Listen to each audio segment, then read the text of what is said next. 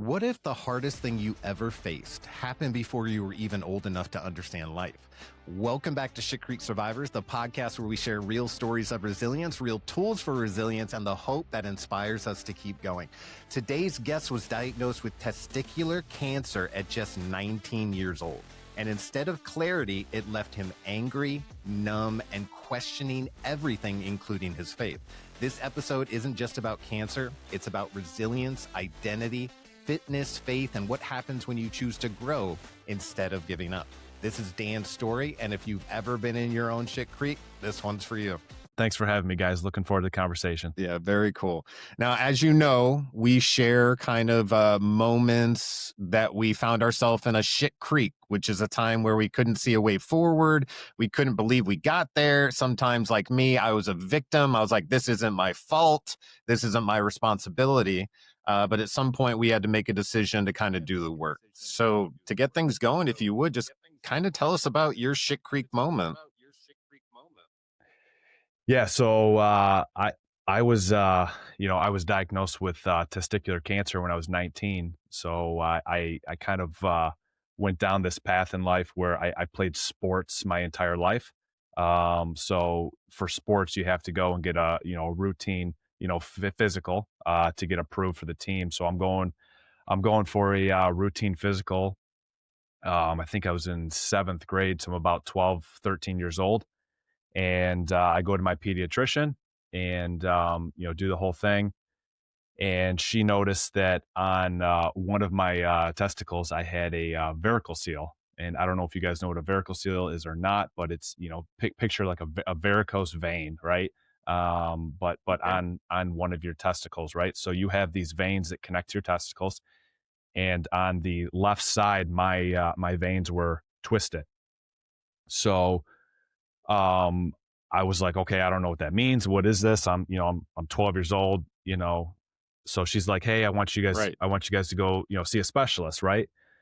So we go to a specialist, and his first recommendation was, hey, let's do an ultrasound. Let's take a look and see what's going on. So we get the ultrasound. Everything looks fine. He's like, everything looks normal. He's like, I don't see anything out of the ordinary. But I've been doing this for many years. So my recommendation would be to get the varicocele fixed. So, we're like, okay, well, why do you recommend us to get it fixed? When you don't see any issues or problems or concerns. And he basically stated like, hey, if we let it prolong, potentially the veins could restrict the blood flow to the testicle, killing the testicle, and you could potentially not have children later in life, right? So naturally, right, my mother is emotional, like all moms are, and I want Yeah. grandkids, let's get it fixed, right? And my dad's like, let's pump the brakes, like let's just look at the data, right? Let's check it out. And my dad was basically like, hey, he's like, can we just watch it? Like, why do we need to go, cut you open and have surgery? Like, why not just watch it? Can we do like routine ultrasounds and just check it out every year? He's like, yeah, we can Okay. totally do that. So that's what we kept doing for, every year. I kept going in for this routine ultrasound, right? Just to check, make sure the sizing and everything looked okay. And here I am, 19 years old, going in for my routine ultrasounds. I've already been doing it for, 7 years. And, we get the results back and they come back and say, hey, listen, you got a small mass on the left side of your testicle. They're like, we're not sure what it is. Sometimes there's cysts that happen. Sometimes they go away, they're benign, but come back in 3 months and let's do another ultrasound and check it out. So I come back in 3 months, and the ultrasound showed that the mass gotten a little bit bigger. So they're like, let's rule it out. Let's do one more ultrasound just to make sure. So we go in for a third ultrasound, and it got even bigger. So their recommendation was, yeah, let's go in, let's do a biopsy, let's test it, let's make sure that it's not cancerous or not, right? And due to my parents' deductible at the time, we had to get it in before the year end. So I was scheduled to have surgery on December 31st, 2008, so on New Year's Eve. And me, I didn't know that having a biopsy meant removing a testicle. So I didn't know going, that when you said that. yeah. So going in, I thought they were just gonna take like a little sample and test it, right? Right. And so I'm being wheeled into the surgery room. It's ice cold, it's freezing, and I remember them putting the anesthesia on my face and count back to from 10 to 1, 10, 9, and I black out, right? I don't remember. And I wake up out of surgery, out of the anesthesia, and I remember the first thing I asked, I said, "Hey, did they take it?" Keep in mind, like my entire life, I grew up Catholic. Going through this experience, I was praying every single night, God, every single night, right? God, please don't let anything happen to me. Don't let them take anything, right? And when I got out of surgery, I said, "Hey, did they take it?" And my mom was like, "Yeah, they ended up taking it." So immediately I was filled with this rage, this anger, like, how could you do this to me, God? I prayed. And I was so frustrated, so upset. Yeah, it was just, it was crazy experience, and, So a lot to digest for a teenager, even at 19. I mean, yeah. Yeah. And, I feel And like that but we maybe a great conversation starter. for sure, now in life, right, it's easier to talk about, but, I feel like when you're 19, and I think society conditions men, if we talk about our struggles, it's looked on as weakness, right? And that's, I Right. feel like a lot of us men, that's why you need that close knit, group of guys where you can kind of vent and, share those struggles, share those hardship that you're going through. Because I feel like, as like I'm married, you're married, right? And our job as men is to provide, to protect, right? And it's, if we share those vulnerable experiences, we're going to be looked at as weak. And I know my wife would never say that, but that's just how I feel on the inside, right? Yeah. Yeah, something we've So been either conditioned to feel, or some of it's probably how we're made as well. right. I'm sure there's biology to it, but acknowledging that is a big step too. So that's kudos. Yeah. Yeah. You know, so yeah, so like I immediately starting, after this experience started doubting God, right? I was like, do you even exist? And I just kind of went down this dark path in life and became an atheist. Started drinking and partying and doing drugs, right? Just to kind of mask, right, the darkness and the pain, right? And after my surgery, they sent it to a pathologist to do a test on it, and it came back positive. So it did test positive for cancer. So I did have testicular cancer, stage 1. So going to my urologist, they recommended that I go to a specialist for the next steps. So I live in Michigan, so there was a specialist at the University of Michigan who specializes in testicular cancer, and we went to go see him, and his recommendation was to have my lymph nodes in my stomach all removed.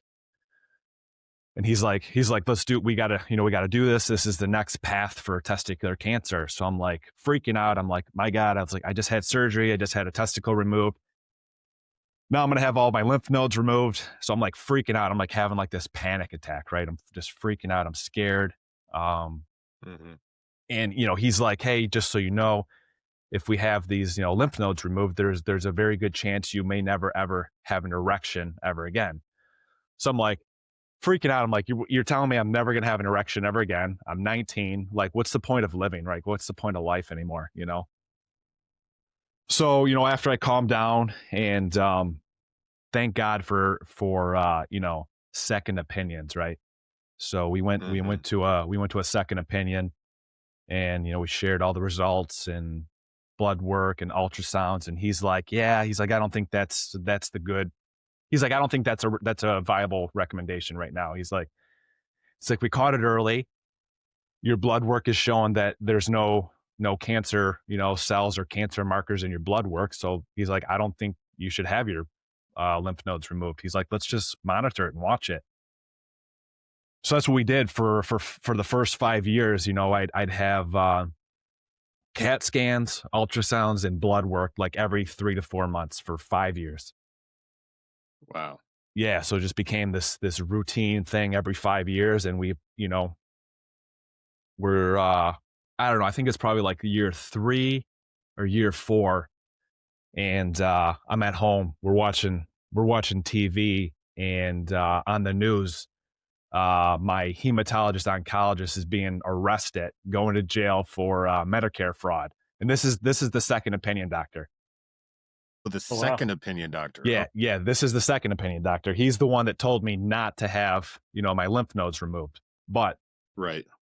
He got caught up. Did he go ahead and charge your insurance that he did have it removed? No, he didn't, because I didn't have, my family, we didn't have Medicare or Medicaid. Right. So he got caught up in the money, was chasing the money. And, he was deliberately diagnosing people with cancer and shooting them up with chemotherapy drugs, and I think some people that didn't even have cancer, ended up dying. Right. And you can look this up. It's it's a known public case, Dr. Farid Fada out of Rochester, Michigan. So you can check that out. But I think he's facing like 45 years in prison. Wow. But his wife was able to escape and go back to their country. I think in Lebanon. So she escaped all the charges. But yeah, crazy. Yeah, she was probably keeping the books too. A lot of doctors' wives do that, especially from other countries. I have had a few experiences too. They've been positive experiences where you had a really negative experience. And by the way, what a grave reminder that every 3 months you have to go in and get tested again of, that mortality scare and all those things. So yeah, take me into obviously you felt down and deep from that, dark from that. But when did you start coming out of that? I mean, how do you start recognizing that you're doing something wrong and you need to mentally you need to try to start getting positive? Yeah, I started getting back into fitness again, and started working out. I played sports my whole life, right? So I was always, you had to always work out. You got to be in shape. You got to do this and that. And so I started getting back into working out, and then I met a girl, and we started dating. We were together for, almost 6 years. So fell in love, and, kind of just got out of those, toxic habits of drinking and partying and drugs and all that stuff. And so just started focusing on working out and, growing the relationship with her. And then, I hit my next rock bottom moment in life, where, I proposed. She said yes, so we're working on planning the wedding, getting married. And, she pulls the rug out last minute, like, hey, it's not working out, I don't want to, I don't see this long-term with us. And just crushed me. Right. I just crushed. And, I said, at that moment, I was like, I don't ever want to go through this crap ever again. I'm not going to drink. I'm not going to party. I'm not going to do drugs. I'm going to choose the path of growth. I'm going to grow from it. I'm going to learn from it. I'm not going to play the victim card anymore. I'm not going to blame God. I'm not going to blame, my parents. I'm not going to blame anyone. I'm going to accept 100% responsibility for everything from now on. And I just went down this path of just personal growth. I just started reading books and investing into, working out more. And, then I met another girl, and, who's my wife now. And, we were at a coffee shop, just grabbing a coffee on a date, right? Just kind of connecting. And, I was sharing my story, telling her about, my whole cancer thing, and, how I wanted to start a testicular cancer foundation. And, I kind of pivoted away from it because Lance Armstrong kind of had that whole doping thing. And I was like, yeah, I don't know if I really want to do that. But I was like, I'm kind of Guilty looking by for association. exactly right. And I was like, I'm kind of looking for that group of people, of those like-minded people where we can, share our hardships, share our struggles, and kind of motivate each other to kind of overcome those. Right. I was like, for me personally, I didn't have that group. I kind of had to do it all on my own and alone. Right. It was a lot of just alone time and working on myself. And, she kind of, kickstarted, me with the business I have today, which is, Rise Above. And, she's like, why don't you just create the business? Why don't you just do it? And so I did. Right. And so that's what, I do now. Right. Rise Above Apparel. We're all about overcoming life's struggles through fitness. Okay. Mm, Yeah. Is that that's right? so Like Rise amazing. Above is the website searchable? Like Rise Above, going to get to it? Yeah. If you go to riseabove.org, ORG. Yeah. Okay. That's our website. Yeah. Gotta get that plug in there. Yeah. Absolutely. Now, you did just mention that you felt really alone during that period of time where you suddenly committed to being, I guess you would say, resilient, right? I'm not giving up. You know what I Yeah. mean? Yeah. I will carry my cross. I will die while I'm carrying it. You know what I mean? And that is such a shift in view and perspective. Do you have any remembrance of that moment when you were like, you know what? In a way, F this. I'm doing my thing. Everyone get out of the way. Yeah, 100%. I was tired of the pain. I was tired of the struggle. I was tired of the darkness. I was tired of this repeat habitual, toxic crap all the time. I was like, I'm done. It was literally like a Yeah. switch. It just turned off and the new switch turned on. Yeah. Yeah. Yeah. Well said that you were going to I would just, say when yeah. your first fiance pulled the rug out from underneath you, that could have been a really good opportunity to fall back down into the dark spots. And is that right about when you went like, nope, nope, I can't do that. That was a bad way to go. Yeah. Yeah. Exactly. Right. I was filled with all this, obviously hurt and pain, but I was like, you know what? That's life. Put your big boy pants on, right? Time to dig deep, time to grow from the pain and become stronger. So that's what I chose to do. And good for And, you. That is the shift. That is the pivot that we all have to try to strive for. The moment of maturity, spiritual maturity. Yeah. it's And like when you finally had enough, you're like, I'm over this. Like, yeah. if I die tomorrow, it won't be like this. You know what I mean? It's like, for me, the switch was that big. It was like, just pissed. And if I'm this energetic and pissed, I'm going to start pushing and people are going to watch, but That's there's it. a lot of things that happen in that moment, but it is interesting that we can all kind of trace back a moment where we're like, you know what? No more.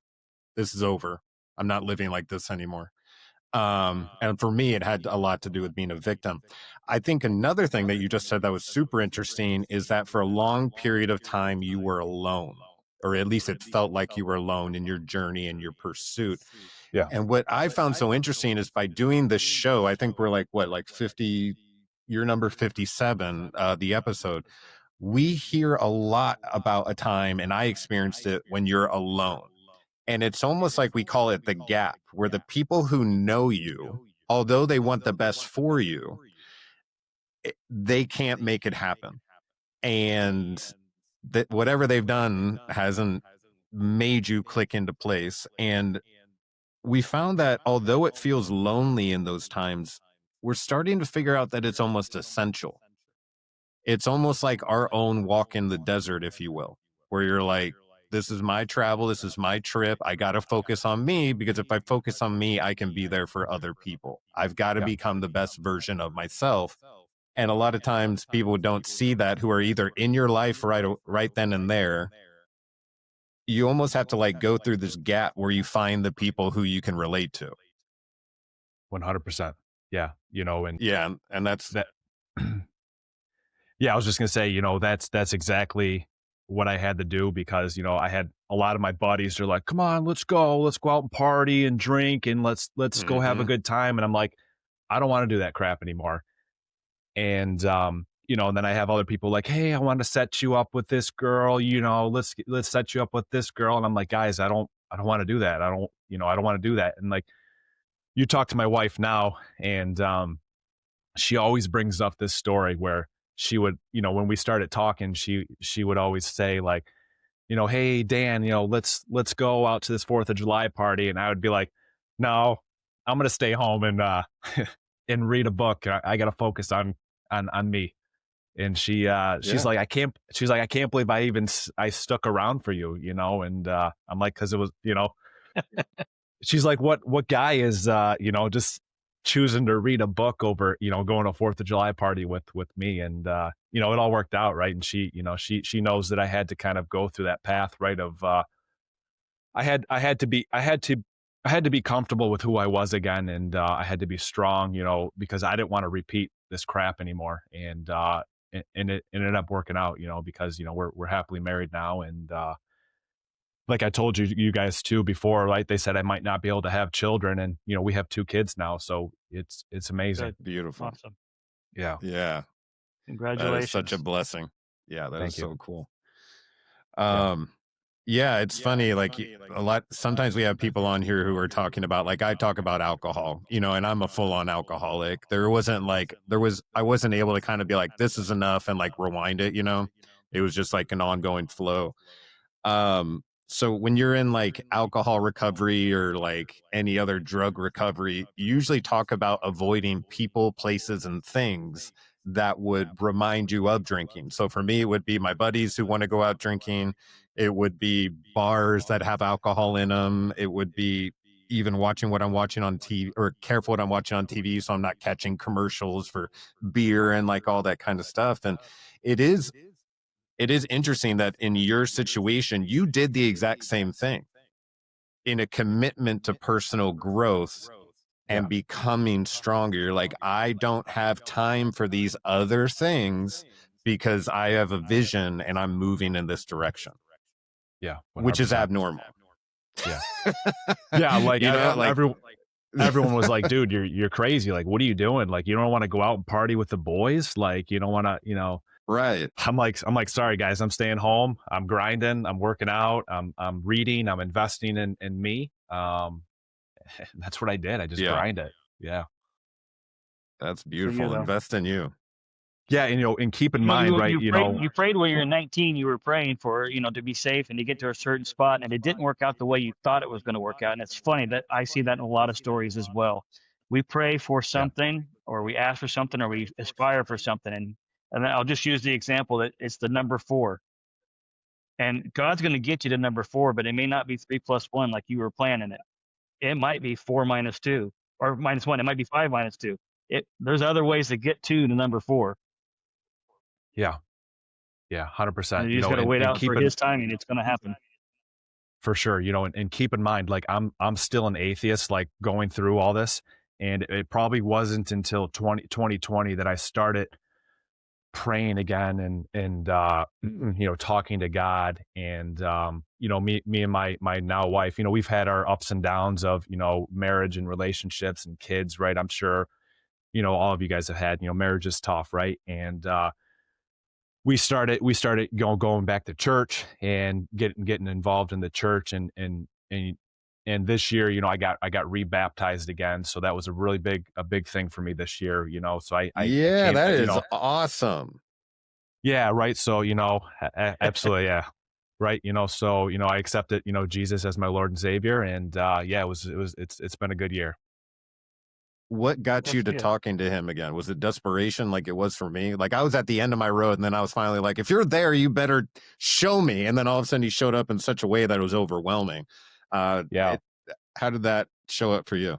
Yeah, there's been just a couple moments, me and my wife, now we had a moment where we broke up, right? And we got back together, and we both talked about it, afterwards, and we were like, I prayed, and then she prayed. Like we both prayed that, like, hey God, whatever's meant to be, you'll guide us. And he guided us back together, right? And there's just been these little moments throughout, life, and where you're kind of, like you said, you're desperate, or you're kind of at those low points, and you just pray.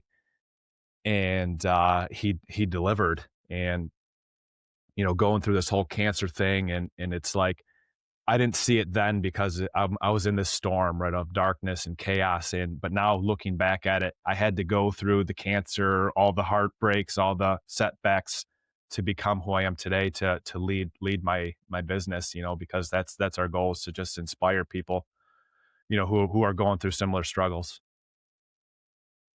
Isn't that amazing that our worst moments turn into like the beginning of something just that we never even envisioned? And it takes a while to get there. You know what I mean? Like, I mean, you've been on this journey since 19, you know what I mean? So there's lots of emotions and ups and downs and questions and, and all that kind of stuff. And then it never makes sense when you're going through it. But when you look back, you're like, oh, Exactly. like I wouldn't be who I am today without being shot in What the is it you face. say, Cam? You say sometimes you say it didn't happen to me, it happened for me. Yeah. Yeah. Yeah. And that becomes very empowering. It is crazy because you can look at you. You can sit across from any person and be like, I know what it's like to be in shit creek. Like I know that feeling, that depression, that heaviness, that darkness. But there was a way to rise out of it, and now you're a living example of that. Yeah, Yep. 100%. There's always light at the end of the tunnel. You just gotta have faith in God, and it all works out. Yeah. Yeah, you It's gotta reach for hard. those oars to help paddle you out of shit creek, right? Yeah. Yeah. And the oars can be anything. It can be, as long as there's a positive coping mechanism instead of the negative ones that we've been used to with That's right. drinking and alcohols and drugs and food and porn. You find healthy coping mechanisms. You use those oars, and it can be religion, it can be music, it can be taking walks, it can be writing stuff, it can be working out. And That's on right. that note, Right. talk about your business. How successful has it been? How's it been going? How long has that been going? Yeah, so I launched the business at my 10-year cancer anniversary, which was in 2019. So we originally wanted to have everything made in Detroit, right? That kind of, this whole made in Detroit thing was trending, it was popping. But the That's thing with awesome. Let's rewind. Hold on 1 second. Let's rewind 1 second. What is the business? Yeah. So my business is Rise Above Apparel, and we're all about overcoming life's struggles through fitness. So for me, right, was cancer, and overcoming these bad breakups and mental health, depression, you name it. So we started the business in 2019, which was my 10-year cancer anniversary. So I literally launched it on December 31st, 2018. And yeah, so we tried, having everything made in Detroit, and it was very difficult because, clothing's, having it cut and sewn and made in Detroit, it's not competitive. And, Mm-hmm. we still tried it, and then COVID happened. So 2020 COVID happened. It literally destroyed my entire supply chain overnight, because everyone that was supporting me in Detroit said, "Hey, listen, we're making more money making, masks and, face shields and things like that. So you're on the back burner for now." So there's kind of like these 2 years of just kind of just existing, right? We weren't really doing much, but we're kind of, getting our name out there. And then, 2021, I started pivoting and opening the doors up to, overseas. And I did a large order, and the guy botched, my entire order, and I paid for a lot of it up front, and then he ended up dying from COVID. So I lost all my money, so you'll see, like, going through all these hardships in life, right? Business is the same way. You're constant, it's constant setback after setback. You're constantly getting punched in the face, but you just got to keep pushing forward, and you can't give up. And so that's where we're at today. We're slowly growing, slow growth every year. I don't do a ton of money into, advertising. It's kind of a lot of just organic, organic outreach right now. Yeah. That's awesome. And so is it mainly like athletic apparel, and then Yeah, exactly. Right. So, athletic wear, or, just kind of casual, loungewear, so we got like hoodies and t-shirts you can wear. But a lot of, is, leggings and biker shorts and tank tops and, men's shorts. Yeah. Awesome. Awesome. I'll get on there after this and see if I can find any Christmas presents. There you go. There you Um, w- so fitness was definitely like one of your major paddles, right? You're like, one of the ways I know I can get out of this is just put my nose to the grindstone and get to work, right? Yeah. And that's kind of what I did too. I put on about like 100 pounds after I got shot. And so at the beginning, I was like, I know if I get fit, I'll feel better, which you do 100%. But it's so hard to get the ball moving, right? Yeah. Yeah. And we're in, we'll say we're recording in December, but January is right around the corner. People are going to be setting new goals that are huge. And then, and then maybe not completing them. What would you suggest to people setting new goals for this new year in physical fitness? Yeah, I think the biggest takeaway is like you're not always going to be motivated. You're not going to always want to get up and get out of bed and go work out. You have to be disciplined when the motivation's not there, and that's the hardest. That's the hardest part. That's what separates people from succeeding and not succeeding is discipline. Yeah. Do you suggest On the anything like head. breaking it into really small steps for someone like me who, if I see too many steps, I'm like, that's a mountain. I don't feel like climbing. Yeah. I had to start when I first got out of the hospital with after I got shot. When you're in a coma, you lose all your strength, right? Everything atrophies.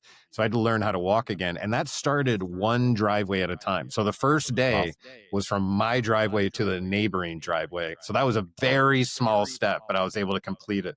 Do you suggest anything like that for people who are getting going, or how do you set goals for newbies? Yeah, for sure. I would definitely start small. Don't try to, say I'm going to lose, 200 pounds. You want to set small goals. Find people that can hold you accountable. If you don't have someone that can hold you accountable, hire a coach, right? Hire a coach that's gonna, hey, you didn't show up today. What happened? How come you didn't come? How come you didn't come to workout? So having people that can hold you accountable is also key to succeeding. Yeah. Awesome. Great Yeah. advice. That's probably why the podcast has gone so well, is because I've got Dennis over here holding me accountable every week, making sure I'm getting everything done on time. I don't want to look stupid in front of him. If it was up to me, I'd probably be like, I can find a little wiggle room, but Well, I'm here to look stupid. That's my part. You're the no, brains you're behind the not. operation. I'm just here to say goofy things every once in a while. You're the looks. You're the looks of the operation. There you go. It really strikes me how young you were when you had to go through something this big. That's hard to relate to if you haven't been through it. But I imagine there's people out there listening right now who are young, or when they were young, they went through something. But actually, if we're talking to a younger audience member right now who's facing something that you would never expect at that age, any words of advice or anything like that? Yeah, I mean, don't do what I did. Don't bottle it all in. Don't go to drinking and partying and drugs, right? Find healthy outlets, talk to people that you can trust, right? Try to find that core group of dudes or girls, right? Whatever. That you can trust, that they're going to have your best interest at heart. Because I was too embarrassed and be like, yeah, guys, I'm getting one of my balls chopped off, and it was hard for me to talk about with people, and I felt embarrassed, and even talking to girls about it, right? So you start meeting girls and dating, right? And it's like, it was embarrassing, right? But now, I crack jokes, when people talk about it. I'm like, hey, listen, some of us only got one, so take it easy, right? And Yeah. I find So- humor is a really good source of medicine to deal with coping mechanisms. A lot of first responders and military members do as well. I was actually around the restaurant industry a few years back, and we had two guys with the same names, and one of them had one testicle because he also had cancer at a younger age, and one of them was born with three. So there was always a Amazing. joke like, you were born with the extra one, you're supposed to give him that one, But you joke about it, and you say things that are kind of crass if you really stand back and look at it. mean, what else are you going to do? I mean, you hide in Yeah. embarrassment and not talk Yeah. about it? Yeah. Yeah. And we're all human. We all have struggles, you know, so Exactly. you know, you got to talk about it, you know, don't hide it. You know, it's important. And with Yeah. all things, the blueprint is easier said than done, but put in the Yeah. work. And Yeah. you did. And, it's awesome. And I hope somebody else out there hears it and decides to pivot and put in that work. Yeah, and too, if anyone listening, reach out. If you have, questions or anything, you guys want to reach out to me. I'm happy to, talk to someone. I can write you an email. Please reach out. Yeah. We'll You put sell all workout your plans on your site too? No, I don't have workout plans on the site, but one of the things that we're gonna try to implement, hopefully, in the next year, I want to start hiring coaches. So like, right, Cam, you could be a coach on alcoholism, right? You could be that coach that's Mhm. helping people going through that are battling addiction with drinking, right? And I could be a coach for cancer, right? And Dennis, you could be a coach for, whatever, right?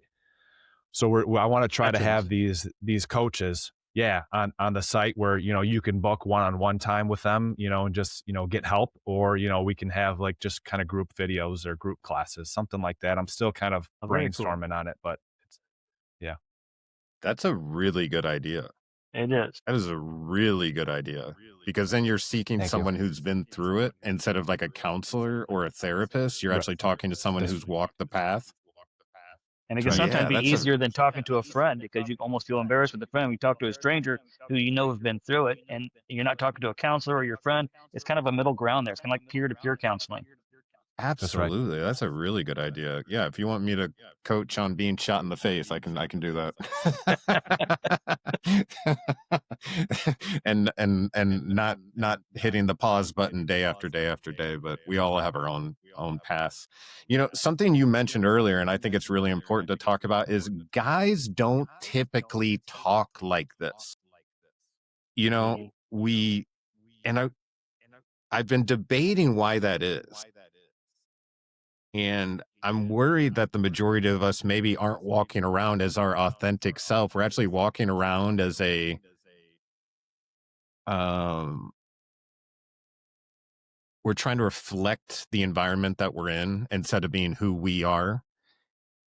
And it's a way of blending in and being safe. And I know it's part of like a survival thing inside of us, but when you live that life, it's hard to talk about what's really going on with yourself because it's not part of that package you present to the world, you know?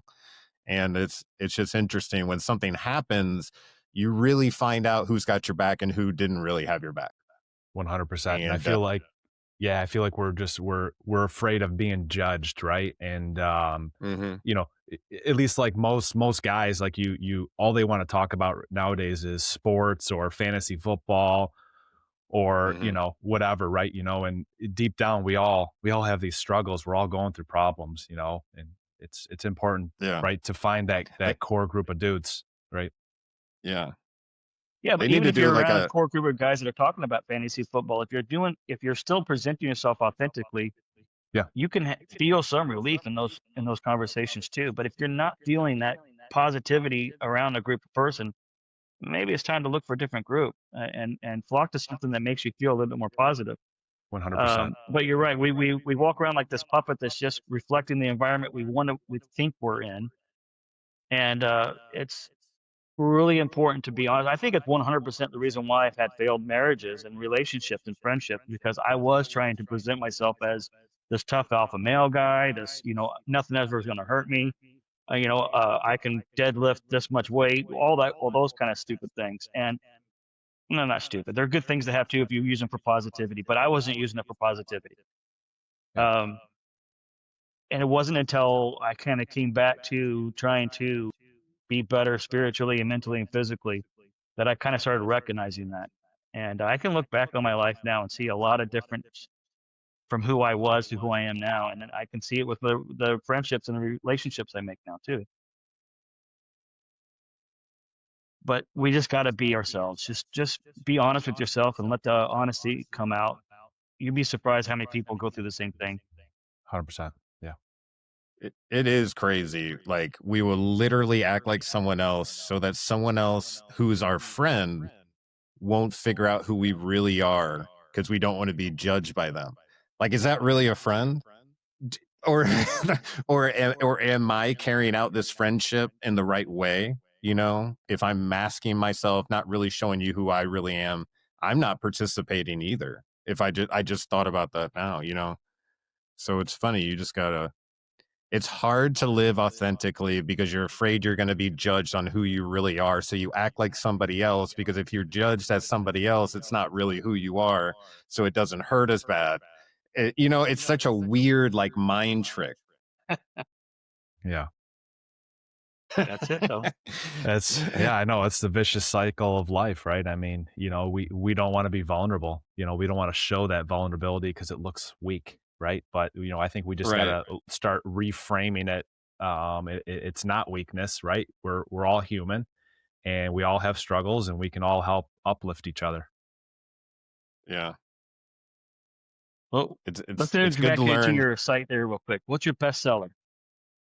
Yeah, our bestseller, I have it on right now, right? So this is our new Genesis hoodie. So I Mhm. just got Nice. the new color in, which is our Arctic white. So I'll be dropping that hopefully in the next week. But we just got all new stock in of this hoodie. That's What's the awesome. emblem there? Let me see it again. Yeah, It's so a our phoenix. emblem is it's a phoenix, Okay. Mhm. right? So kind Rise of from the It's kind a of good ashes. I like it. phoenix. So we got a lot of yeah. listeners that don't watch and they only listen. It is like a phoenix head. Yeah, and then you'll see like another on the sleeve here. It almost looks like a slash, right? So that's symbolic for a scar, right? So we all have these Okay. scars in life, right? And we wear them as reminders that hey, listen, we went through these hard times, and it made us who we are today. Heck yeah. Heck yeah. I like it. How boring would we be if we didn't go through anything, you know? It sucks that we do, and you don't learn without going through anything, you know what I mean? But it's, I'm ready you for know, boring though. yeah. At this stage of my life, I'm ready for boring. I don't need any more scars. Yeah, Yeah. I know. But then you learn like you don't stop growing. Like you think when you're a kid, like when you get like 40, somehow you get like blessed and you're like, you're a full adult, you know, or you think it's like at 18, like you're a full adult, you know, you can do whatever you want. You know, you've shown you're an adult, but man, you got to keep growing because you'll run into adults who decided to not grow Yep. and you see them stuck where they were Yeah. with the same mentality and yeah. Yeah. And my biggest motivation now is my kids, right? Because my kids are watching me. So if I'm not growing, they're not learning, they're not growing too. So I'm Mhm. always kind of reminded by my kids to keep pushing forward. Heck yeah. Heck yeah. Now, going through what you've been through, I like to ask a couple questions. Yeah. What would you define resilience as? Oh, great question. Yeah, I think resilience, just never giving up and never surrendering, just keep pushing through. Yeah, totally. Just keep pushing. Keep pushing. Don't give up. Hold the vision for sure.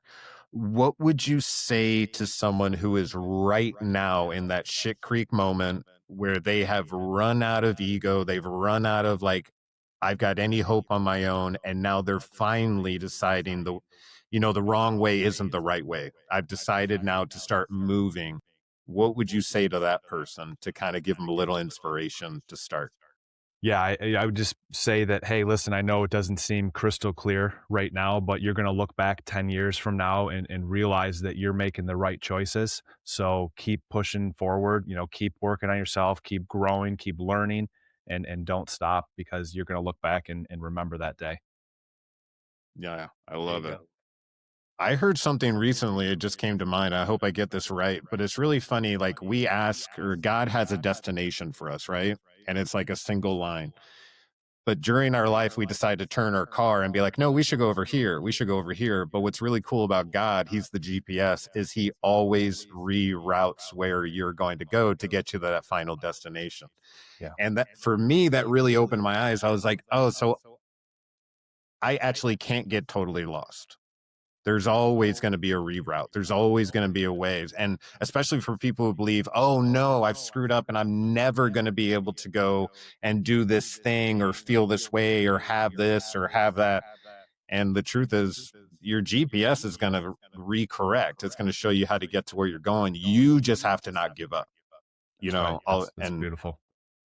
And if it's not the vision that you had, like Dennis said, you know, you think 4 is 2 plus 2, could be 3 plus 1, could be 5 minus 1, but it could be something way crazier than that.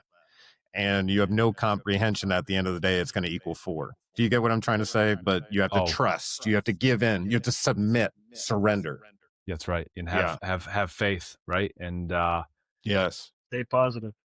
Yeah, I mean it's the hardest part, right? Because like I was telling you guys before, like I was in that dark storm, right? Drinking and partying, and I couldn't see, you know, to today, right? But you got to have faith that it's all going to work out. Yeah. I found when I was drinking at my worst, I didn't care about tomorrow. All I cared about was just not feeling the feelings that I was feeling in the moment. That's all I cared about. There's no long-term vision, very short-term vision. I think what happens also in that moment where you finally flip the switch is you get a glimpse of long-term where this will take you. And it scared me enough because I was going to die. It scared me enough where I was like, I've got to make a decision here. Yeah. You know, I can't sit on my hands anymore. Well, I tell you what, it has been amazing speaking with you. We are going to add all your links and bio information so anybody listening can reach out and get some of your apparel. One day when you guys are all over the place, you guys are going to sponsor us, right? Amen. And thank you so much, Dan, for bearing your soul and being vulnerable and talking about some things that are hard to talk about and sharing them. That's it's the strongest thing anybody can do, and I'm proud of you for doing it. No, thanks. Conversation was great, and I had a great time. So thank you. And if we just help each other feel better today, it's worth it.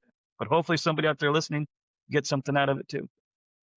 I think one of the manliest things you can do is talk to other men this way. Is to say, I'm screwed up and I'm working on it. How about you? And the next person goes, me too, but I'm working on it. What are you doing now? You know, so like we come together. It's like erase that stigma. We're not hiding. Dan's story is proof that resilience isn't about avoiding pain. It's about refusing to let the pain define you. Vulnerability is not weakness, and asking for help is not failure. And growth is always possible no matter where you're starting from. If this episode resonated with you, please share it with someone who's in their own shit creek right now. It could help. Subscribe to Shit Creek Survivors for real stories, real tools, real hope, because none of us are meant to do this alone.